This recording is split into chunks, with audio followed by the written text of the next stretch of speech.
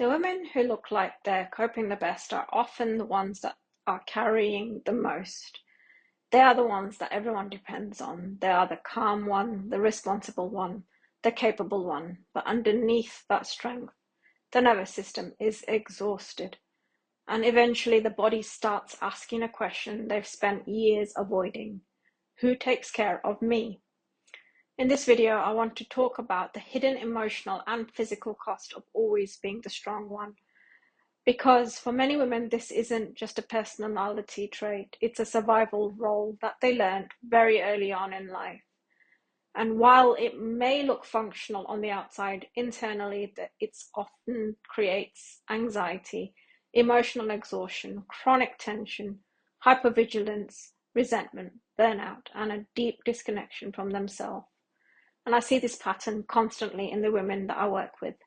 They are highly capable, they hold families together, they support everyone emotionally, they manage their careers, they handle responsibilities, they keep functioning no matter how overwhelmed they feel.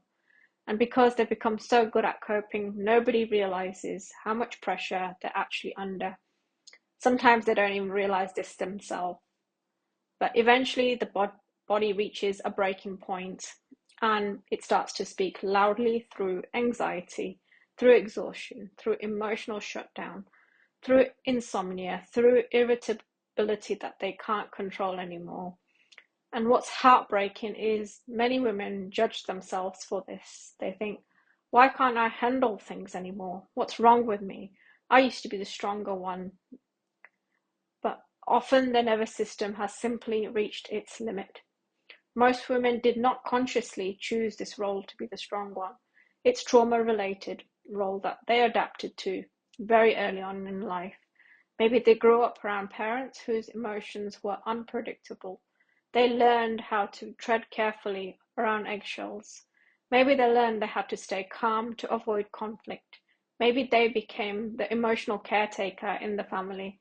Maybe they learned their needs were too much, or maybe there wasn't space for them to fall apart. So instead, they became the one who held everything together. And over time, strength stops being something that they do and becomes who they are as part of their identity.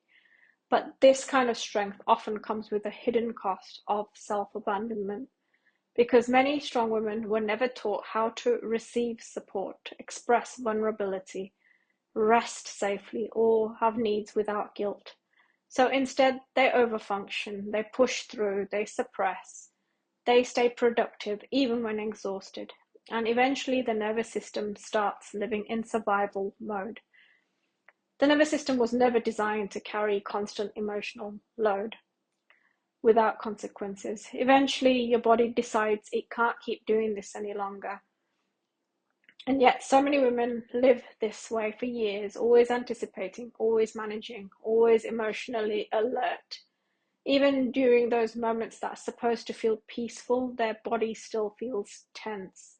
And this creates symptoms women often misunderstand, not because they're weak, but because their body has been overloaded for far too long. This can look like waking up exhausted, struggling to switch off, snapping at loved ones, brain fog, feeling emotionally numb, digestive issues, tension in the chest, shoulders, or jaw, feeling guilty for resting, or constantly needing control to feel safe. The body starts to bring up old stuck emotions to the surface, the emotions that never had space to process as a child. And many women keep trying to fix themselves mentally without realizing their nervous system is still operating from protection. Survival mode does not simply disappear just because life looks different now from childhood. The body remembers it, as it's been keeping the score for years and decades. This is something many women struggle to understand. When they finally get time to slow down and relax, resting feels uncomfortable. Instead of feeling relaxed, they feel anxious, restless, guilt, overthinking, emotional discomfort. Because for a nervous system conditioned around hyper responsibility, Slowing down can actually feel unsafe. The body learned that staying alert prevents pain, that productivity creates worth, that being needed creates belonging, that control creates safety. So when there's finally stillness, all the emotions that were pushed aside begin to rise to the surface. And this is why so many women say, I don't know how to relax. Not because they're failing, but because the nervous system has spent years prioritizing survival by always being hyper responsible over safety. Healing is not learning how to carry more, it's learning you are never meant to carry all of this alone. And for many women, healing begins with understanding that their body is not the enemy, their anxiety is not betrayal, their exhaustion is not laziness, their emotional reactions are not proof that they're broken. Their body has been protecting them the best way it knows how. Real healing is slowly teaching the nervous system that it's safe to soften, it's safe to rest, it's safe to feel, safe to receive support, safe to stop performing strength all the time. And honestly, for many women, this is the first time in their life they begin reconnecting with themselves underneath the survival mode. If you resonate with this, I want you to know you do not have to earn rest by breaking first, and that your worth is not measured by how much pressure you can still survive.